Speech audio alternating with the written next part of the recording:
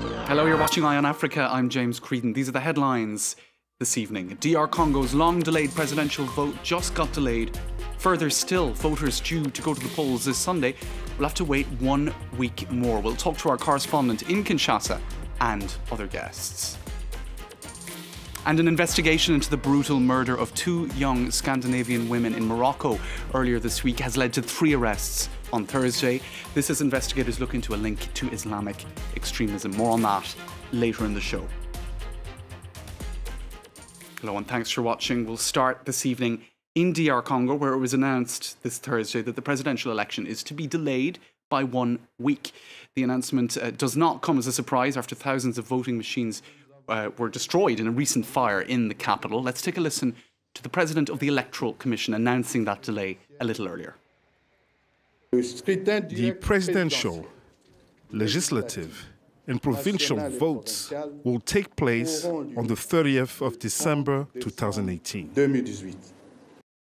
Now, this is the first time since DR Congo's independence that a democratic transition of power has been planned, but preparations for the vote to replace President Joseph Kabila have been wrought with complications. Laurent Berstecker takes a look back at several incidents that have complicated campaigning over the past month.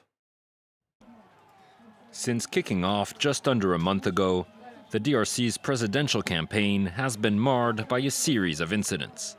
Martin Fayulu, the candidate of the opposition Lamuka coalition, has repeatedly accused the government of restricting his movements. He said several of his flights were delayed or cancelled, and that some of his supporters were prevented from attending his meetings. Similar allegations were made by the camp of the opposition's other main candidate, Félix Tshisekedi, whose partisans say they were also blocked from going to his rallies. Meanwhile, Joseph Kabila's designated successor, Emmanuel Ramazani Shadari, was forced to abort a planned trip to Chikapa due to violent demonstrations earlier this week. With tensions running high, violence has begun to spread in parts of the country. At least 6 people were killed in protests and clashes with security forces this month. On Wednesday, Kinshasa's provincial governor decided to suspend campaigning in the capital, citing security reasons. Martin Fayulu, who was due to hold a meeting in Kinshasa that day, was blocked by police, much to the anger of his supporters. The campaign has also been plagued by logistical issues, especially regarding the use of controversial voting machines. On Thursday, not a single one had yet been installed in Fizi, a territory in South Kivu.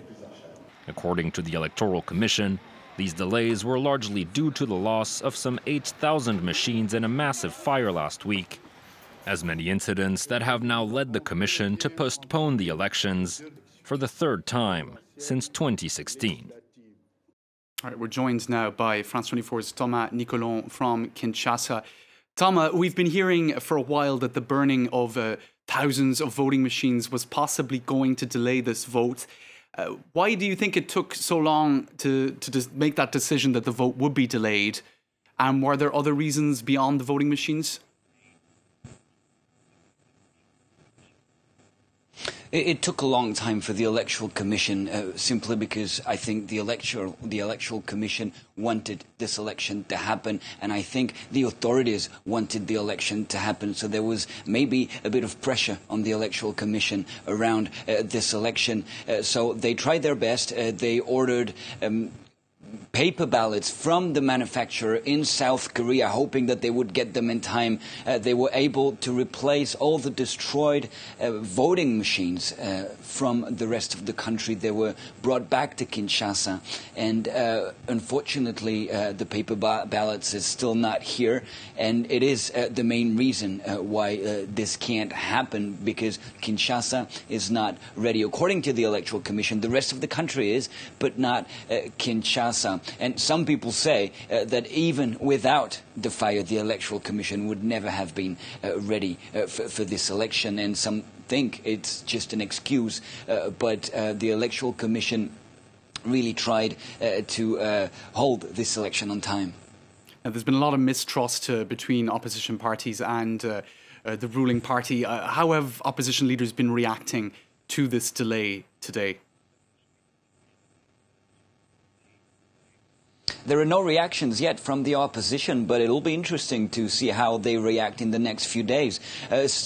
On Wednesday, opposition leader Martin Fayulu was still saying that he would totally refuse another delay, and that if there was a delay, Joseph Kabila would have to step down. So it'll be interesting to see if Martin Fayulu changes his mind now that the delay is official. And tomorrow morning, the other opposition leader, Felix Tshisekedi, is holding a press conference, and we will know what his reaction is. We will know if he calls on his militants to protest or peacefully march, or if he accepts the delay. But already on Thursday at the Unikin University in Kinshasa, hundreds of students were protesting against this delay.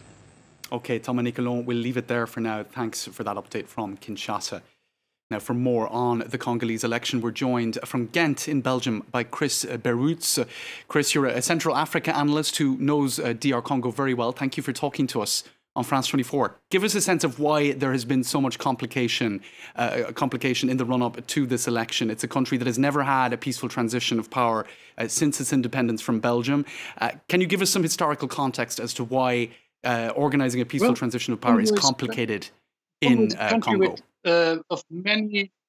Congo is a country of many unsolved issues, of course. Under Mobutu's time, governance was so bad that we had to invent the word kleptocracy for it, and that never really improved. President Kabila did not manage, and some people think he never tried even to improve that. And this bad governance is still there. He sophisticated it, and maybe he adapted it to a globalized world.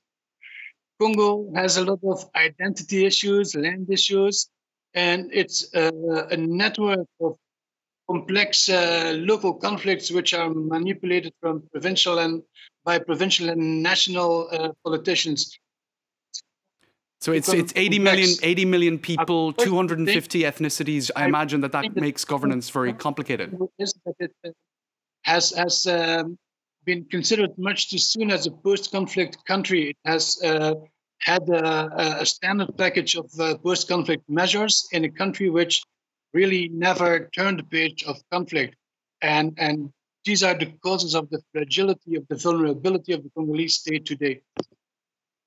Okay, well, thank you for those insights, Chris Berutz, and apologies for the poor connection. But I think we certainly got more than a few details about the reasons for the complications in that election in DR Congo. Now, moving on, at least 2 people were killed in eastern Sudan on Thursday as thousands took to the streets across the country protesting against the soaring cost of living, in particular the price of bread and fuel. Some called for the overthrow of President Omar al-Bashir, according to officials. In the capital Khartoum, police fired tear gas at around 500 people, some of whom were chanting that they wanted the fall of the regime. And in Morocco, police have arrested 3 men in connection to the killing of 2 hikers in the Atlas Mountains on Monday. The 2 young Scandinavian women were brutally murdered. A link to fundamentalist Islam is being investigated. François Wibo has the latest. One step closer to resolving the grisly murder of 2 Scandinavian hikers in Morocco, as authorities announced the arrest of 3 men they believe may be connected to the case. Investigators are now considering the killings as a terrorist attack. Local media report that the 3 men are shepherds in the area, but at least one of them is alleged to have links to the Islamic State group. The murders have sent shockwaves through Scandinavia. Louisa Vesterge Jespersen from Denmark and Maren Erland from Norway had been on a hiking trip through the Atlas Mountains when their bodies were found in their tent with knife wounds to the neck. Speaking on Thursday, the Danish Prime Minister vowed that their deaths would only strengthen his belief in tolerance and openness. There are still dark powers that try to kill our values with violence, threaten our society, the way we live. That makes me angry, yet it also makes me determined that we must never give in and never yield. As Moroccan investigators continue to search for clues, there's concern amongst locals that tourism revenues will take a serious hit as worried travellers cancel their trips to the region. Voters in Togo went to the polls in parliamentary elections on Thursday without any notable incidents. Police and the military were out in force as polling stations opened, despite the mood being calm in the capital, Lomé. The build-up to the elections saw a ban on protests and clashes with the police that cost 6 lives, that according to opposition tallies. 14 opposition parties, though, have refused to participate in the election, citing irregularities. The ruling party of President Faure Gnassingbé is expected to win a landslide victory. That brings us to the end of this edition of Eye on Africa. We'll be back in 1 hour. Thanks for watching.